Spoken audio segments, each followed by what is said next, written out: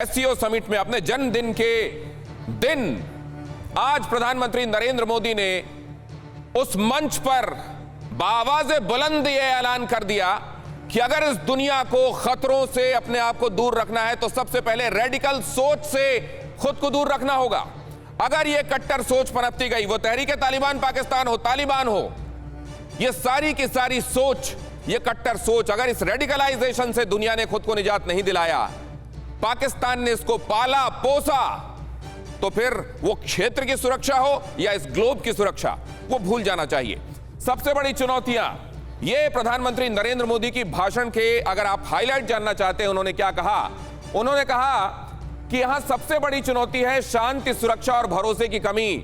Piece, security and trust deficit, ये सबसे बड़ी चुनौतियां हैं। और इन चुनौतियों के कारण क्या हैं? उन्होंने कहा बढ़ता हुआ कट्टरपंथ इन चुनौतियों का कारण है जिसकी वजह से ये हो रहा है। अगर ये कट्टरपंथ ना होता, ये बढ़ता हुआ कट्टरपंथ, तो ये चुनौतियां ना होती।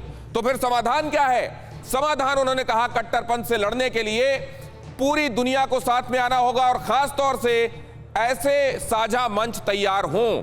उन्होंने उदाहरण दिया कि एससीओ के तमाम देशों में, हिंदुस्तान में तमाम जगहों पर आपको ऐसे मंच मिल जाएंगे जहां पर शांति के साथ, सद्भाव के साथ मुस्लिम इंस्टीट्यूशंस काम कर रहे हैं। ऐसे इंस्टीट्यूशंस को पहचानना होगा, इनको बढ़ाना होगा और कट्टरपंथियों से इस दुनिया को निजात दिलानी होगी। इमरान खान के सामने इस्लाम को लेकर खूब बोले पीएम मोदी। वहां जहां इमरान एक दिन पहले पहुंचकर पूरी लॉबिंग, फील्डिंग करने में जुटे हुए हैं, वहां प्रधानमंत्री नरेंद्र मोदी ने वर्चुअली जुड़कर वो बात कह दी जो 100 सुनार की पर एक लोहार की जैसे थी। एससीओ देश, मोदी बोले, मजबूत नेटवर्क विकसित करने के लिए काम करना होगा।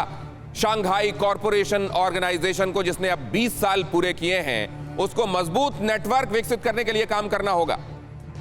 और यह भी कहा कि रैट्स जैसा जो इनिशिएटिव है शंघाई कॉरपोरेशन ऑर्गेनाइजेशन का, rats initiative, regional anti terrorist जो कोशिशें हैं, उनको और बढ़ाना पड़ेगा। लेकिन अब यहां देखिए, उधर इमरान, उनके दिमाग में तो चल रहा होगा कि न्यूजीलैंड की टीम वापस चली गई। अरे देखिए, हमारे एक पूर्व एम्बेसडर ने क्या कह दिया। असल में उनका दिमाग बाहर चल रहा होगा। क्यों चल रहा होगा, जरा ये देख लीजिए। तालिबान की जीत पर क्या कहा है हुसैन हक्कानी ने। आप अभी तक हक्कानी ये नाम सुनते आए हैं किसी एक संदर्भ में, जरा इस हक्कानी का नाम भी सुनिए और देखिए कि उसने क्या कहा है, और बहुत गौर से देखिए। यह है हुसैन हक्कानी। कौन है मैं आपको आगे बताऊंगा, लेकिन कहा क्या है वो देखिए। तालिबान की जीत पर जश्न मनाए पाकिस्तान, लेकिन उसको यह बहुत महंगा पड़ेगा। हुसैन हक्कानी जब यह बात कह रहे हैं तो पाकिस्तान को कम से कम इसे सुन लेना चाहिए कान खोलकर। उन्होंने कहा है कि जश्न का खमियाजा हर स्तर पर उठाना पड़ेगा।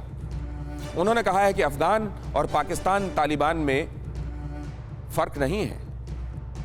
तहरीक तालिबान पाकिस्तान की तरफ इशारा था। अफगान तालिबान बड़ा भाई है, पाकिस्तान का तालिबान छोटा भाई है, लेकिन है तालिबानी सोच के। पाकिस्तान का तालिबान भी वही करेगा जो अफगानिस्तान के तालिबान ने किया। पाकिस्तान की हुकूमत और फौज आतंकवाद का समर्थन करती है। अफगानिस्तान में जो कुछ होगा, पाकिस्तान में उसका रिफ्लेक्शन देखने को मिलेगा ही मिलेगा। और ये जो कहा गया, देखिए इस दानिशमंद आदमी की कही हुई बातों का असर देखिए कि कुछ ही वक्त बीता और उधर क्या कह रहा है तहरीक तालिबान पाकिस्तान। वो कह रहा है माफी अपने पास रखो, आजादी दिलाएंगे, इस जगह को भी आजादी दिलाएंगे जैसे अफगानिस्तान को आजादी दिलाई। हुसैन हक्कानी ने यह बात कह दी थी कि सोच वही है, यहां भी वही करेंगे जो वहां किया था। और इससे बचाने के लिए, खुद को अगर बचाना है तो इस सोच का समर्थन बंद करो। कौन है हुसैन हक्कानी और क्यों इनकी बात को बहुत संजीदगी से कम पाकिस्तान को लेना चाहिए? पाकिस्तान के पूर्व डिप्लोमेट हैं हुसैन हक्कानी। 2007 से 2011 तक यूनाइटेड स्टेट्स में पाकिस्तान के एम्बेसडर रहे हैं। ये बहुत उम्दा टीवी प्रेजेंटर और फॉरेन पॉलिसी एनालिस्ट भी हैं। हडसन इंस्टीट्यूट में एशिया के डायरेक्टर हैं। और अगर वो ये बात कह रहे हैं तो जाहिर है उनको सबसे पहले पाकिस्तान की अस्मिता प्यारी होगी, पाकिस्तान की इज्जत का ख्याल होगा।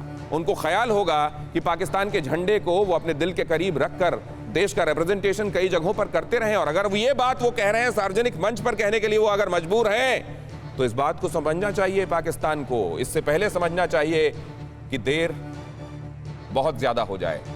ये खतरा पाकिस्तान के लिए सबसे बड़ा, ये जो कहा जाता है, सिवाज साहब ये इन्होंने बार बार कहा पाकिस्तान से, जब भी पाकिस्तान में लोगों से चर्चा होती है तो वो कहते हैं आप नहीं समझेंगे, वो हमारे इमीडिएट नेबर्स हैं और जियोलॉजिकली हम जिस पोजीशन में हैं, इसलिए हमारा जो परसेप्शन है वो आपका नहीं हो सकता, लिहाजा हमको मत बताइए कि अब हुसैन हक्कानी उनको बता रहे हैं। आप समझ में आएगा?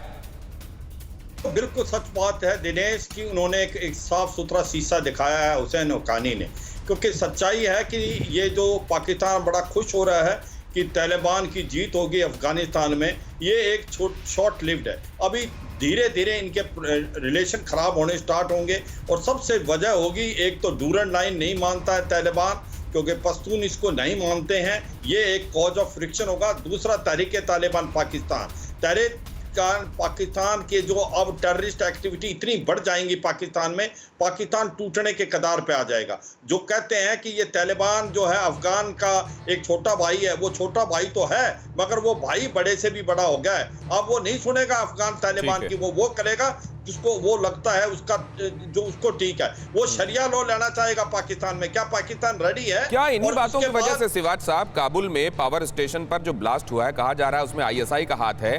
क्या आईएसआई ये कह रहा होगा तालिबान से ये नेगोशिएशन में कि तुम तो टीटीपी को कंट्रोल कर नहीं पा रहे हो, तो लो भुगतो, अगर हम तुम्हारी सरकार बनवाना जानते हैं तो तुमको फिर हम गिराना भी जानते हैं? क्या ये हो सकता है इसके पीछे? ये जरा समझूंगा मैं। परवाह देश की, सोमवार से शुक्रवार रात 10 बजे TV9 भारतवर्ष पर।